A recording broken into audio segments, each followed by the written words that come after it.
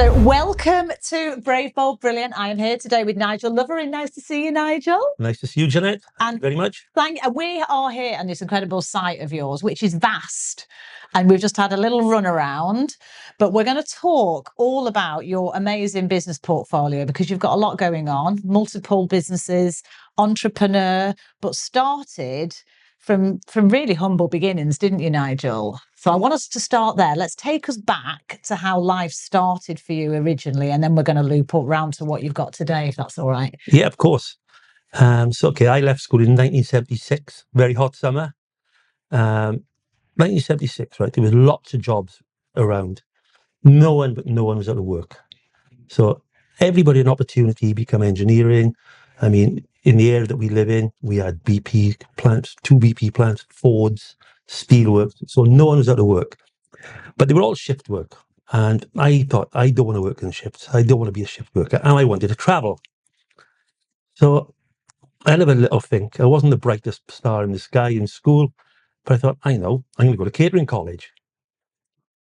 Opportunity to travel. Mm-hmm. Always going to be warm. I hate being cold. And I'm always going to be full. So the first 2 years of my life, 1976 to 78, I went to catering college and I trained to become a chef. My first job from there was in East Swansea University. So I went in as like an apprentice chef after doing 2 years full time.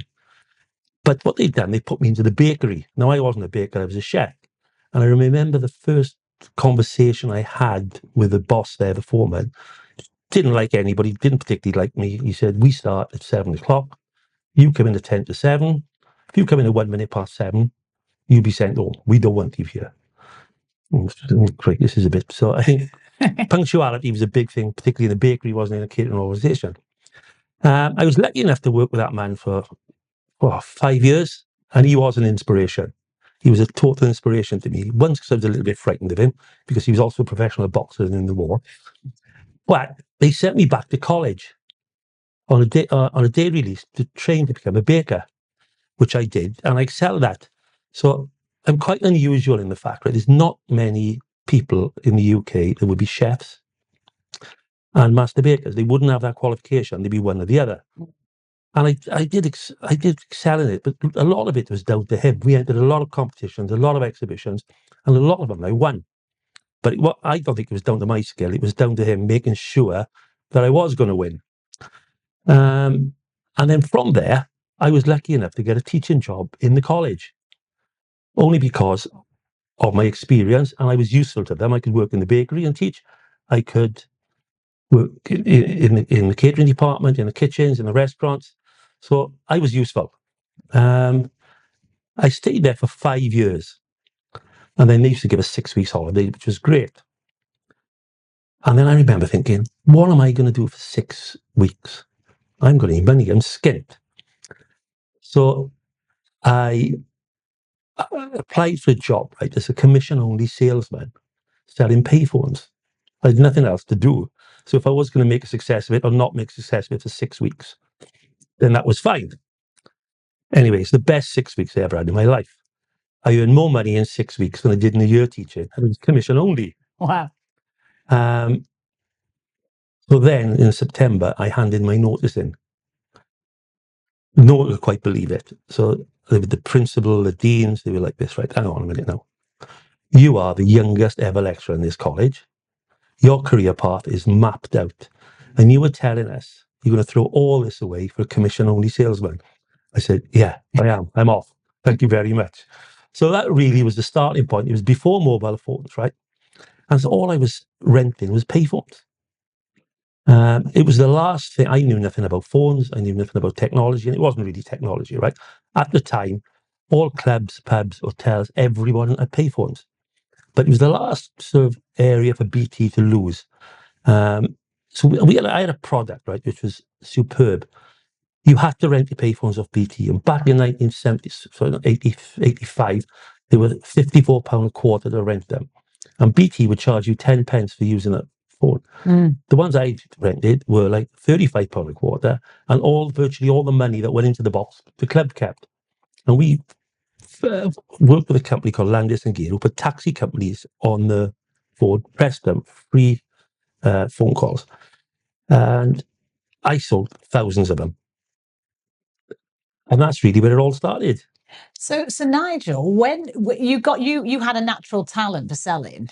I loved it. Where did that come from? Did that come from your parents, people around you at the time? Because it doesn't sound like you had any training. You just like threw yourself in, and all of a sudden you were a top salesman on commission only. And then Well, actually, I was the number one salesman in the UK for this company, right? And they were based in Manchester. Yeah. It was a company called NPW, and I found it easy. I thought, right, that's all I've got to do, right, is make 20 calls a day. It's not rocket science. You make 20 calls a day, you're going to close 3 deals. Yeah. And how easy is it, or how difficult is it to walk into a place and say, who's looking after all these telecoms? Can I come and talk to you, please? Give them your pitch.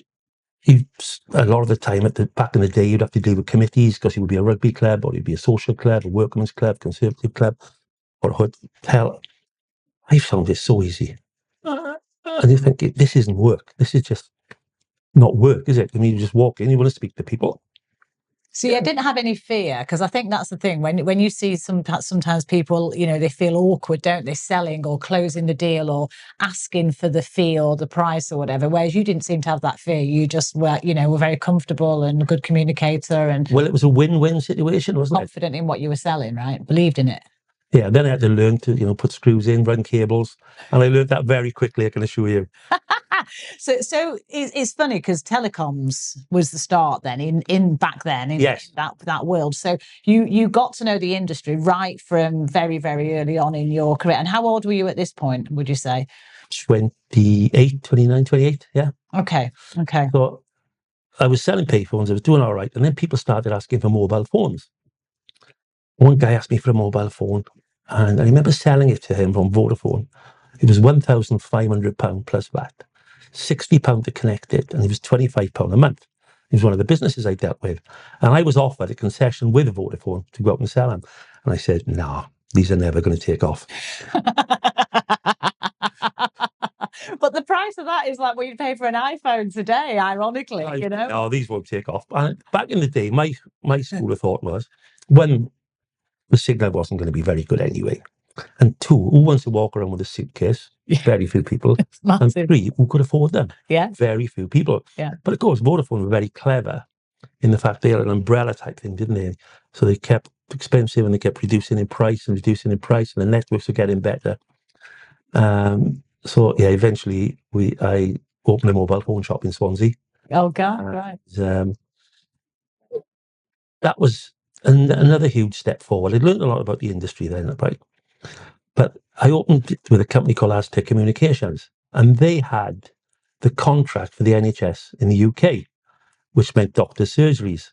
Well, I had just started thinking about selling telephone systems. Well, it was perfect for me.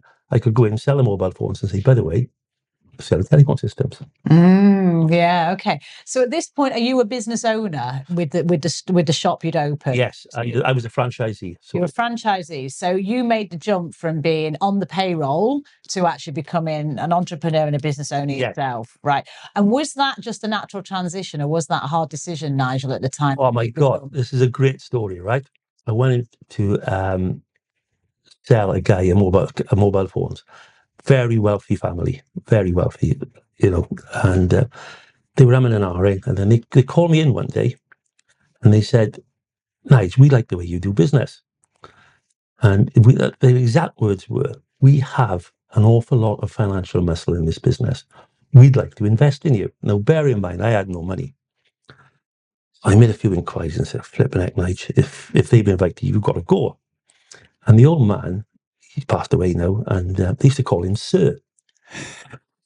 No, Simon, there's a guy got me, he said, right, you've got to meet my father. And off I went to meet him. I had the interview, and we got on like a house on fire. He was a rugby man, right? He was a sportsman. Yeah. And he said, where are you from? I told him.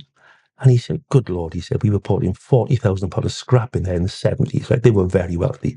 So anyway, we'd done all the work. The CFO, the owner of the business, and the son. And I went to the very last bit of it before signing, and I went into them and I said, I'm not going to do this. I'm going to do it on my own. Now, I had no money, right? Brave.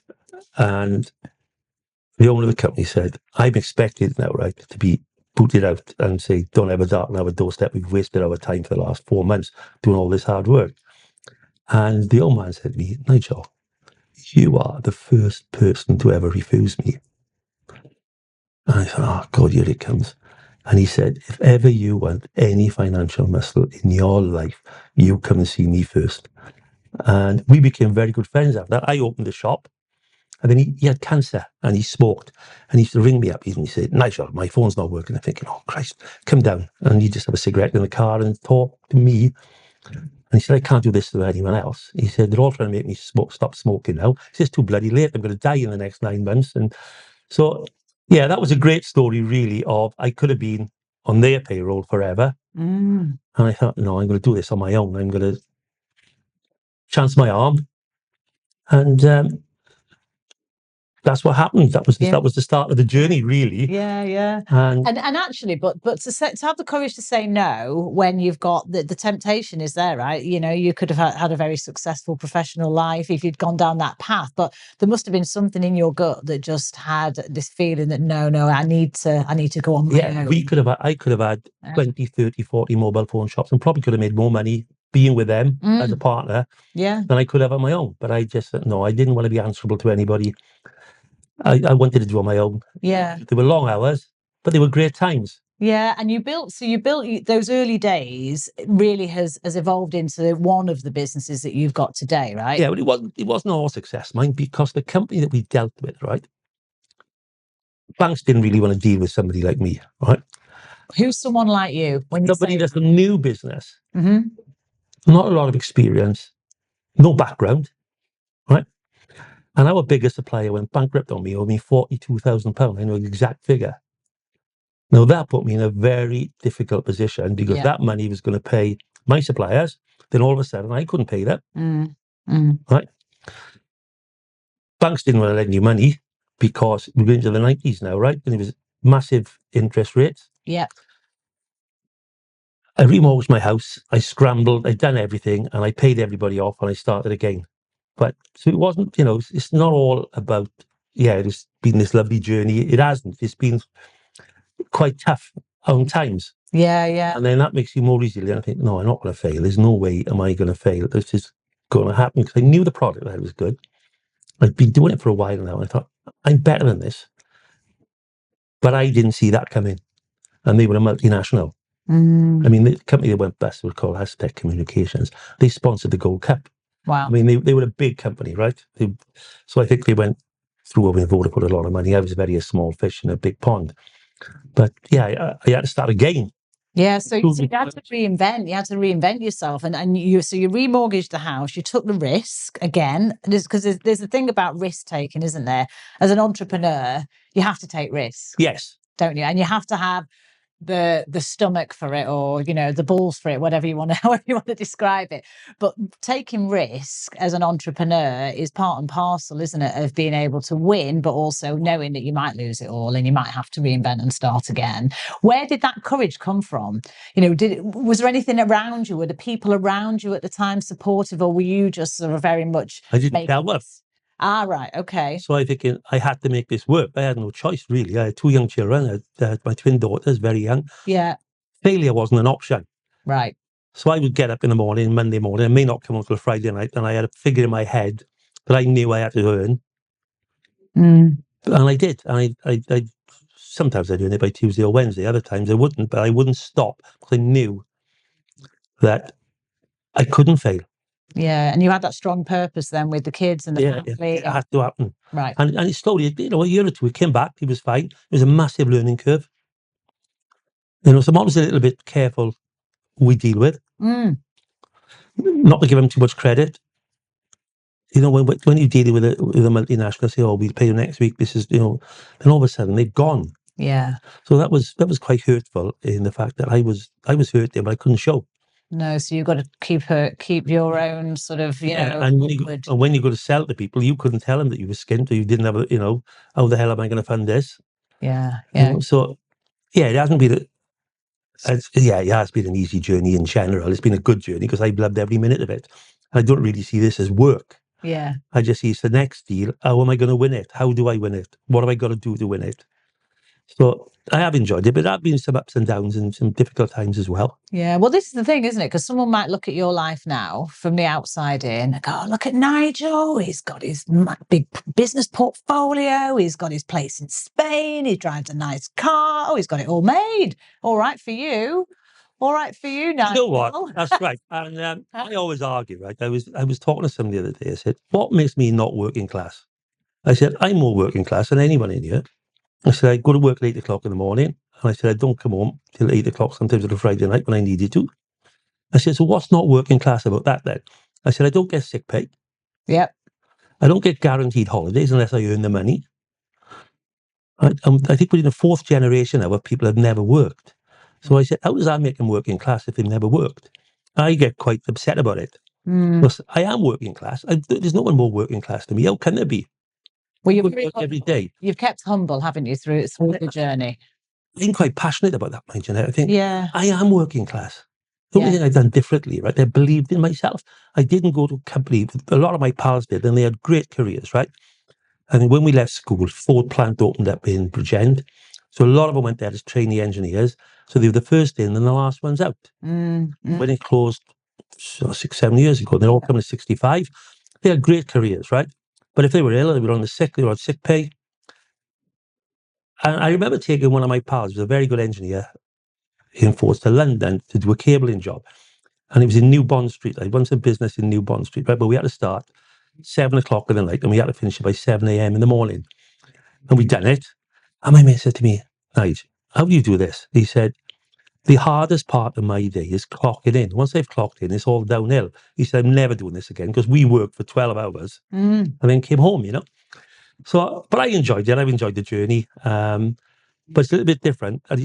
You know, I think it does work me working class because that's what I am. Yeah, yeah. And you started from very humble beginnings like I did. You know, I come from very So you're a working class age, right? Because that's what we are. Yeah, and the fact that we've been successful, what I would consider fairly successful, right? Yeah. Is because we've grafted, it's because we've worked. No one's given it to you, no one's given it to me. No. And I wouldn't have it any other way. No, I agree, 100%, 100%. And the business today is impressive, right? So, you know, you've got the organisation. So let's talk about the telecoms business a little bit, because you've got some incredible clients. And I'm interested in how, what we were talking about before we pressed record was, you know, how you start with a client, prove yourself, gain the credibility, the trust, and then that often blossoms into a really long-standing relationship with a client. So you've got some amazing businesses that you work with, haven't you, that are your clients? Yeah, we've got some European companies we work with. We've got Holland & Barrett, health food people.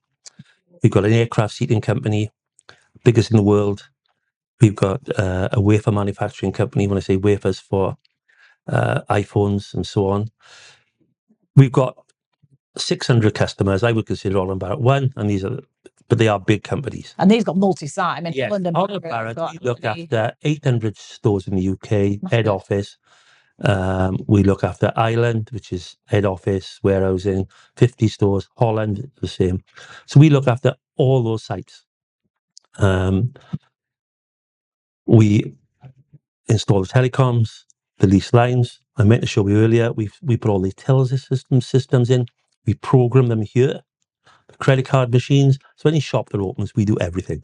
Amazing. And they are still growing at a rate of knots. I think they still open one store every week. Is that They're absolutely great success story. Well, especially given how tough retail is right now. Absolutely. Wow. So what they do is they go in and have concessions in places like Tesco's, supermarkets.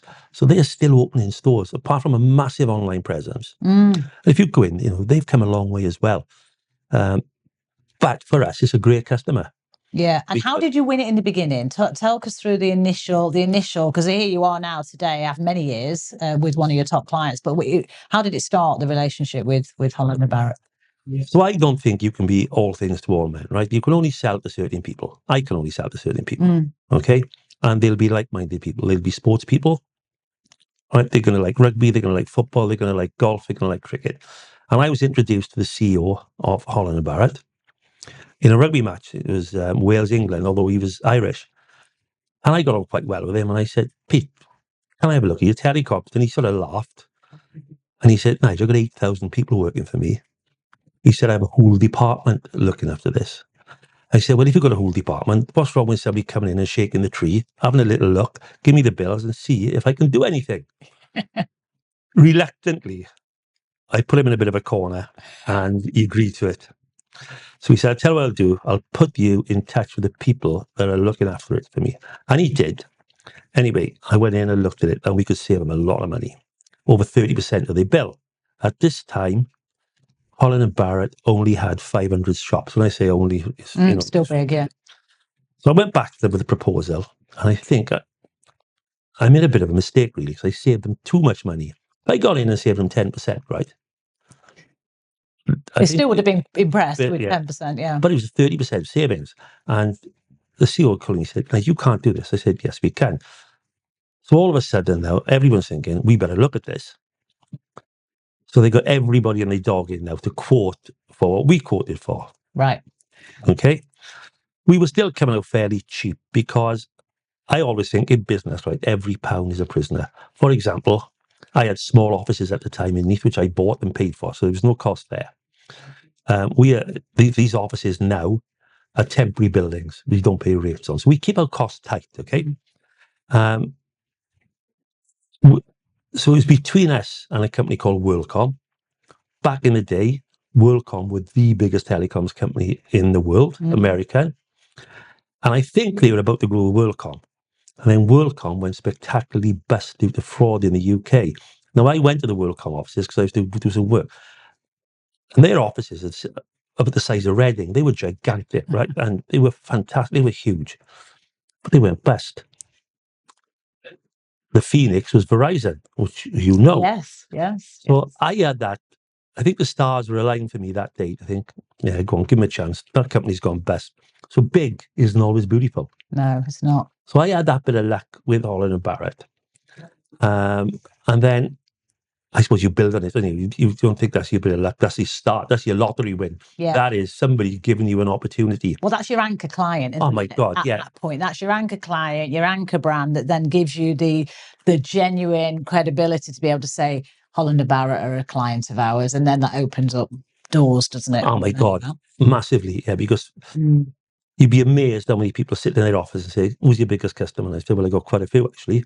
Yeah. We have dealt with councils. We do Holland and Barrett, Europe. We look after aircraft seaters. So we have got very good portfolio of clients. But that was the first one to give me an opportunity. Yeah. Along with another one, which is an NHS trust, who give me an opportunity. And we dealt with them for a number of years. And the guy that gave me the business, he was, again, a sportsman. And he said, I'll give you a try. Don't let me down.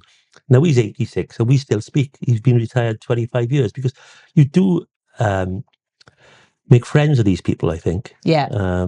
People say to me, why do you still work? I said, I love it. And I said, a lot of the people I've done business with over the years have become friends. Yeah, I agree. And well, you become also not just a supplier, but I think when you have that depth of relationship, and I have it with, some of our clients, where they'll, I'm almost in a circle of trust, that they'll talk to me about certain things before they'll even talk to their own team about, in the CEO or whatever. And actually that comes from trust, reputation, doing what you say you'll do, never letting people down. But the relationship, I think then that's your reputation, isn't it? That's your reputation. So important. Your personal brand is riding on this. Yes. So therefore, the way you, and I don't know you very well, Nigel, but I think the way that you carry yourself is very much aligned with your values. You treat people how you want to be treated yourself. And I think that's so important in business, isn't it? Without a doubt. Yeah. Treat people as you'd like to be treated. Yeah. And you were talking earlier about finding common ground, right? So you love sports, you love rugby. Yeah. And a lot of, Jiffy, we have Jiffy, who is an ambassador for you, isn't he, as well? Yeah. Who's also been on the podcast, everyone. So you would check that episode out. But sport is a great leveler, isn't it? Oh, I think it's fantastic. I mean, it's not just telecom. I remember buying a pub, right? And the best bit of PR work I ever done is a local pub. And I played rugby for the town. So I retired playing rugby. I bought the telecoms business. I had the telecoms business. I knew the pub was a bit run down, so I bought it. And then everybody thinks now, you've got a pub, you've got a telecoms business, you've got loads of money. Well, actually, that's all you're doing is working harder. Yeah. And I love this story because it resonates with me. So the rugby club wrote to me, will you sponsor the first team? And I said, no, I'm not sponsoring them. But I said, International Day is a big day in Wales. I said, I need 10 youth players. Now, bear in mind, these boys are 18, 19. I said, back in the day, right, they used to wear blazers, ties, white shirts. Yeah. And I said, I want them in white shirts, blazers and ties. And I said, I'll sponsor them. But they've got to serve beer all day and they'll get paid for it. 10 of them turned up, right? They were great. But what I didn't bank on, the parents turned up, the girlfriends turned up, their aunties and uncles turned up, the rest of the team turned up. I had a full pub. Yeah. So they served, right, for the day, and we put food out. And I remember one of them said, Nigel, you're not going to tell my mother I'm washing dishes, you. But the point of this is, right, it became their home. Every weekend they'd be there, their parents would be there. I never had to advertise or go put bands on because they were there. It was their pub. And I remember some undesirables, we never had any problems there. Some undesirables come in one day, and there's about 10 boys. I said, Nigel, leave that to us. No, they're not coming in. So it became their pub, and it was by a complete accident but they loved the fact that they had the opportunity to work. Yeah, yeah. The parents were really proud of them. I know it was only collecting glasses, serving beer, and the people there having drinks, and just tipped them every day. And we had, every round, or we had a big raffle for them, and they made quite a bit of money. And we'd done that for a couple of years. International Days, I made a lot of friends from that, and still speak to them now if I ever see them, and I thought, God, that was such an easy thing to do, but people don't realize they came from nowhere. And I'm still very proud of that we had a pub that was packed all the time. Yeah, yeah, yeah. Exactly. And I was standing behind the bar. I can see that. Weekend, so. I can see that. And we were talking earlier about building really great teams, and before we pressed record, and how important, you've got a great team here in the business, but you also have quite a unique business model as well, with the way that you keep your overhead quite tight with the business, the central cost. But you have, this sort of wide group of engineers that are really well treated and stuff. So talk a little bit around your approach to building good teams and great teams, Nigel, because someone that's listening to this, they may be on their entrepreneurial journey. They may be, starting to build a team and think about how do they get the best out of people. And it isn't always easy. We all make mistakes. Of course we do. And I've made mistakes. But still, we might hire the wrong person or whatever, this happens. But for you, what's been successful, do you think, with the people side of it that's really made a difference to your business to be able to scale as well, not just start the smaller business? Okay. Team. Somebody very successful once told me, Nigel, only employ people better than yourself. So that was the first thing, right? And with me, that's not difficult. I've got my skills and I know my skill sets, right? We need techies. We need people that can develop, produce, and work to that scale, right? I can't. So I always went for the best ones and paid them the most money. So in the industry, I pay people more money than they get in any other company. But we keep it small, right? And they've got to work hard. So the fact that they're well rewarded, I think, yes, helps, because they couldn't sort of leave me and go to a company down the road for more money, because it just wouldn't happen. So people don't tend to leave the business, but equally they look after the business because they know they're working hard, and they will tell me if we take somebody new on, Nigel, we don't want him here or her, whatever the case may be. They're not pulling their weight. They're late. They're not doing things. So they've got their own culture. Okay, yes. Right? They've got their own culture. I don't always not wanting to let me down, but maybe not letting the business down. And they know that they get treated very well. Yeah. I treat them with the same respect I'd expect back. And if we need somebody better, they'll tell me, look, where are we going wrong? What have we got to do? What's the new thing on the market? What is going on here? So is this business scalable? It's very scalable. It's about as scalable a business. But when I went back and I look at what we've done, right? Every single business in the world needs telecoms and IT. Absolutely, yeah. And the business and the industry, I think, is probably the fastest moving industry in the world, isn't it? Yeah. I mean, when I talk about payphones, people probably listening to this podcast wouldn't even know what a payphone is. I remember payphones, right? Very well. So, and then we had broadband, then we had Wi-Fi, at least line. So it's developing at such a speed. You know, BT are phasing out all the lines now, the ISDN in the next 2 years. Massive opportunities for people, huge. You get in there, right, and take that business and embrace it. And you've got exciting things coming, haven't you? We have. So we've always had to rely on people like BT, Verizon, to use their networks. The boys here have developed their own telephone system called BT Connect. So you basically now, it's a VoIP system. It's scalable to any level. We can sell that to anyone, any business whatsoever. And we can be very cost effective because of our overhead and because of the way we run the business. But it is very exciting. We got nearly 600 customers we'll change over now in the next 3 months before we can really go out and market it, because we need to do that first. You know, look after the people we've got first. Yeah. The other thing I'd done a couple of years ago, I'd done something called an EOT, which is, particularly in Britain, is called an Employee Ownership Trust, right? So the employees own the business. They can now get £3,500 a year tax-free, which we do in July and December for them. And that's the minimum they get, but that's the bit that's tax-free. So they get their holidays paid for, they get their Christmas paid for, which they love. Yeah. There's no risk. I took the risk, so I put the money in to pay for it. The more money we make, the more money they make. And as a business owner, I can get my money out tax-free. Now, there's a lot of big telecoms companies out there, right?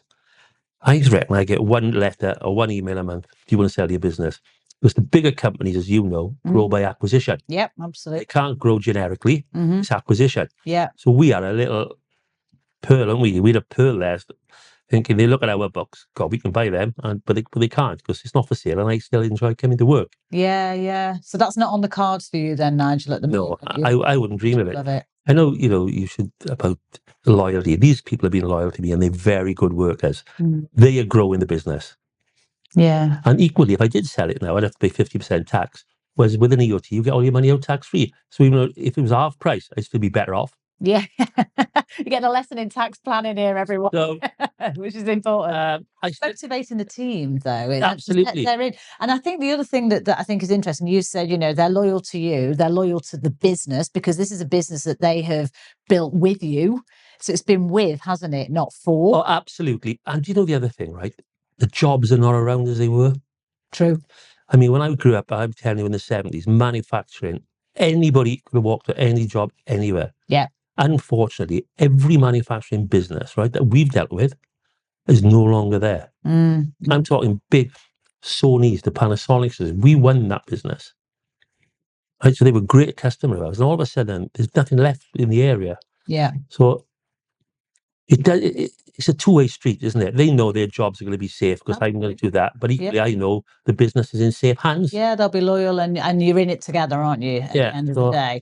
And Nigel, this site that you've got here, so you've got the big telecoms business, and that's been a huge success story, but also a massive, highs, lows, not easy, risk, everything that comes along with that.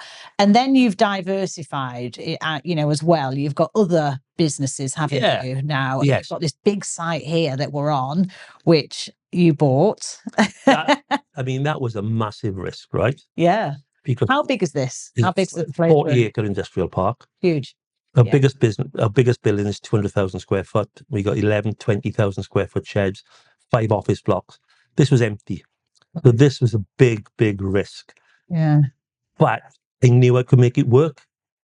And I think people were put off by the size of it. So I went out, and I've got a business partner in this, Dave Pickering. We went out and basically knocked doors. Do you need sheds? Do you need storage? So we've got some great companies in here now. I mean, we store death records. We've got some great haulage companies. We've got the MOD here. Nice. We're storing lots of high security stuff because it's a high security site. But that was a big risk. And if that had gone badly wrong, I don't think any of my family would have been speaking to me now. But again, it comes back to the appetite for risk, right? You've got the entrepreneurial spirit, but you knocked on doors. You said you knocked on doors. So we've gone full circle back to the early days of being in the sales vibe and actually making it work. You do whatever's needed to make it work, right? It was going to work. It had to work. Yeah. failure wasn't an option, right? Yeah, absolutely. But I knew that I had a good idea we could make it work. I had a gut feeling. I think that's important in business, isn't it? Absolutely. Yeah. And you said, Nigel, you started off earlier saying that, school wasn't necessarily a thing for you. Education, you came out of school. I used to go to games on a Friday afternoon and a Monday. But so did most of my mates. None of them went to university. Nobody went to university then. No. It didn't happen. Yeah. I'm still friends with a lot of them. None of them have ever been out of work. They've all worked all their lives. Yeah. Probably a lot of them a lot brighter than me as well. So yeah, I'm quite proud of them. And we meet up occasionally. We've got a WhatsApp going. But again, they were all rugby players, football players. It's a sport cricketer. Again. Sport. Honestly, I think sport has become always has been my politics. Yeah, absolutely. So someone that might be starting in business today, in whatever sector, what advice would you give to a young entrepreneur that's, a little bit maybe nervous, not got a lot of experience, but really has a desire to want to, to put themselves out in the world and create a business? What are some of the nuggets of advice that you would give to someone starting out? I suppose, right? Look at your own strengths. Like I knew my strengths was selling. Yeah. And I knew that's what I could do the most, right? But equally, they might be technical. I can't sell. So then they need good salespeople, don't they? Yes. So it's just looking at yourself. What are my strengths? Where am I best suited? I mean, I'm no good here, really. I'm best not being in the office, coming in with deals. But that might not be that person. It might be just get up and work. Give yourself your targets and don't stop until you succeed. And you can make it succeed if you've got the product, if you've got the desire, if you've got the will. You're going to win, aren't you? Yeah, 100%. It's going to happen. 100 times out of 100. Yeah. And you will get those little bits of luck. The Holland and Barrett with the big company going bust. And I tell any salesman who works here, I said, I don't really need to see you. I know within 2 months. I said, go make 10 calls a day, right? That's 50 calls a week. You'll sell 3 deals a week. I said, you make 30 calls a week. You're going to sell nothing. And I said, I know. Yeah. I said, I don't need to see a diary, thanks. Yeah. I said, I'll give you that. So you just got to knock doors, and it's hard. It is flipping hard. And you're going to get a lot of rejection, right? Oh, a lot of knockback. So how do you deal with that? And have you always just been able to brush it off, or is it just something that you go, no, it's the next is the I remember right when I was having sometimes having a bad week. I knew it was the telecoms company in the city. And it was a father and son, and they were really successful. They drove Aston Martins, right? And I remember going down, and I'd sit outside their offices sometimes on a Friday afternoon, see their cars. I think, I can do this. I know I can. And then that would give me, get moving. Because there was no one really to talk to. Yeah. There's no one to sit and say, no one wants to listen to your rubbish week anyway, do they? So I remember, and then I outgrew them actually. And it was something I thought, why are they doing so much better than me? But they've been at the business a lot longer. And they were successful, and I thought, that's going to be me. Nothing else is going to happen. So yeah, you just got to keep doing it. You just got to keep knocking doors, and then knockbacks. You know you're going to get knockbacks. You know I'm still going to get knockbacks. Yeah, expect it. Yeah, but just move on, brush yourself down. Get a little bit tough, I suppose. Yeah. Grow that sort of thick skin, a crocodile skin. Yeah, haven't you? Yeah. Otherwise, 100%. if you're going to get hurt at the first hurdle and think, oh, I can't do it, don't do it. Well, some people will make more money working for other people than working for themselves. And being an entrepreneur, being a business owner isn't for everyone. There's nothing wrong with having a job and being, loving what you do and just really going for building a professional career in that way or whatever it is. Or, I think if you love what you do, that's the difference. I think you are right. I mean, if you're the CEO of a large organisation, right, you're going to earn far more money being the CEO of that organisation, pointing fingers at everyone and blaming everybody when it all goes wrong, than running your own business, isn't you? So why wouldn't you? Yeah. But then equally, what comes with that is a whole other kind of set. The grass isn't always green. Investors, the politics, the shareholders, the bloody governance committee, and all of that kind of stuff. So I think it's not necessarily better or worse, but I think the difference that I've found, having been on both sides of the table, because most of my career has been in corporate, as you know, but then the last 6 years has been, with our own businesses. The difference I find is it feels very different when it's your money. Every pound a prisoner. Every pound's a prisoner. It feels very different when it's your money. And also, if things go pop, there's no salary, there's nothing. You can go from, great months to zero, and it's on you then to dig out of it. You're not relying on an organisation where you're going to get your paycheck. Safety net. It's just different, isn't it? It's a different approach. And Nigel, what would you say? Because you still love the business, you've still got the drive for it. Even when you were giving us a tour around earlier, going, oh, it's a great business idea. So you still got that passion. I think so, yeah. Is it the deal? Is it the chase of the deal that you love, or the opportunity? What is it that kind of gives you that passion still today to be doing fresh new things? I just enjoy the deal, enjoy the chase. Yeah. Enjoy what you do, and yeah, I still love it. I still enjoy with a passion what I do. It's not really about the money. No. It's about, how do I win this business? Or you go into a place and you instantly know, I'm not going to win this business. So it's finding like-minded people and doing a bit of homework on them. If they're a sports person, right? Whatever sport it is, I know I'm going to get on with them because I'll understand them and I'll talk. And sports people, who you've talked about, Jiffy, high-performance sport people, right? Very easy to get on with.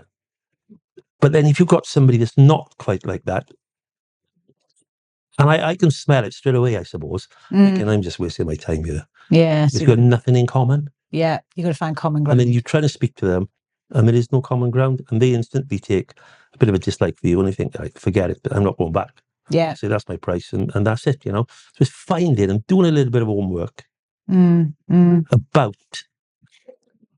the people that you're going to see. Yeah. If you can. Yes, absolutely. Do your due diligence as much as possible. Yeah. Prepare, right? You've got to prepare for these, important meetings, or even just a chance opportunity. I always say to people that I work with, and sometimes people cringe with the word networking. And I know it can feel a little bit like, forced and a little bit strange. But actually, all you're doing is building really good, solid relationships with interesting people. Not necessarily what you can get out of it, but just how that might flourish into something. But I also say, put the time and effort in.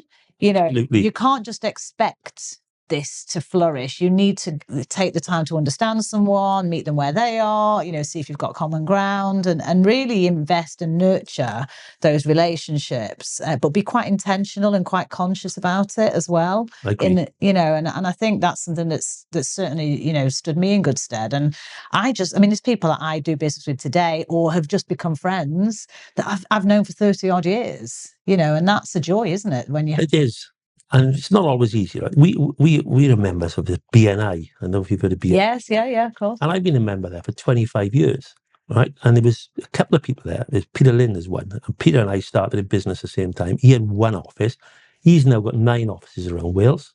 We look after all Pete's stuff. Yeah. He's a great cricketer, great golfer, great fun. So, yeah, there's one of the, you're not going to sell to everybody in that room. No. But you pick the people that you want to sell to, you can sell to. That's the low-hanging fruit, I think. Get the low-hanging fruit, and the rest may come, it may not. Yeah. And I think that's a great networking organisation. It's disciplined. You've got to be there 7 o'clock every whatever day it is, the Wednesday. And I've made a lot of friends out of that. Yeah, absolutely. And where you are today, Nigel, because obviously you've still got a great portfolio. You enjoy life as well. You enjoy the business, but you enjoy life. And you're in a position now where you've set the businesses, not just one business, the businesses up so that they almost run without you in it. I mean, you play a role clearly still, and you're passionate about it. But I think often what you find is a business owner will become the blocker. They don't let go, and they struggle to sort of elevate themselves a little bit above the day-to-day of the minutiae of a business. So how have you managed to sort of get the right combination where you're almost working on the business, not necessarily in the business? Yeah, you've got to let go of me. You've got to trust that you've just employed somebody, right, at a salary. You've got to trust them to do the job. And within a couple of months whether they're good at it, whether they're bad at it, whether they're going to be late. You'll see the traits very quickly, won't you? Yeah. I mean, we're not a massive business, right? But I couldn't do the job those people are doing, and that's what I pay them, and they understand that, but they can't do what I do either. No. I know my strengths, but I also know my weaknesses, and I'll say, right, we need to go out and sell more systems. I'll go and do that. I mean, I'd ring probably you or people, say, listen, guys, I need to sell some systems. I want to speak to these people on this. Yeah, no problem. Yeah. That's easy.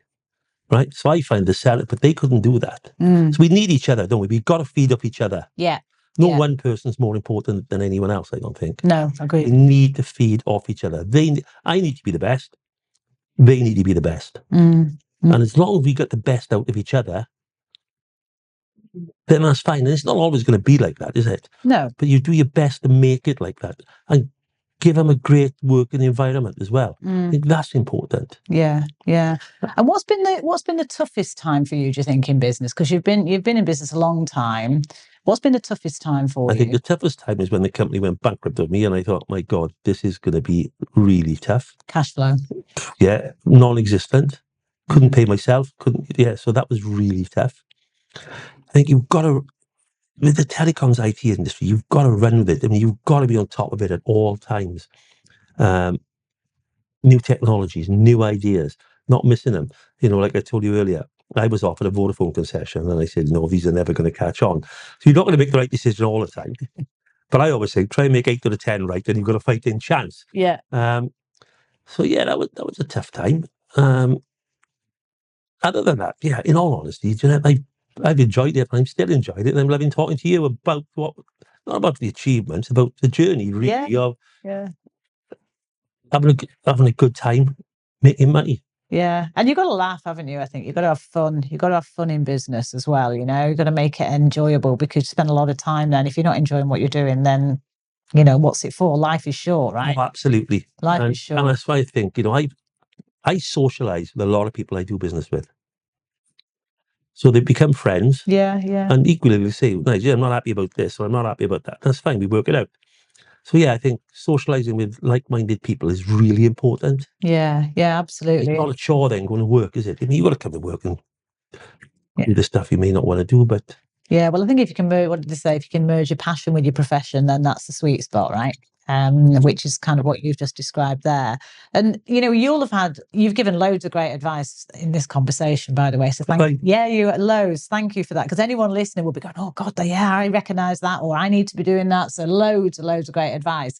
But if you look back at the advice that you might have received over the years, is there a standout piece of advice for you that you can think, oh, actually, yeah, that really helped me at a certain time, or it stayed with you for many years? I think talking to a very successful businessman that said, Nigel, only employ people better than yourself. That was the big one. That was a standout for me, thinking, yeah, actually, yeah, you want to be the boss, don't you? But that resonated with me. And I thought after that, because that's what he done. Yeah. And he was very, very successful, right? And I used to take a lot of advice of him. So that was the one thing that's always stuck out. Just employ people better than yourselves. And I've stuck with that. Yeah. That hasn't been difficult, but... yeah, but it's been a game changer for you in how you've built the team, and yes, and it's a good team. And it's not just been in one business; it's been like multiple times you've applied that. So it's not just been at a time when you needed it right then. You've kind of continued with that piece of advice, which is really important. And it's interesting you were saying, you know, he was successful, because I think there's a saying, you know, success leaves clues.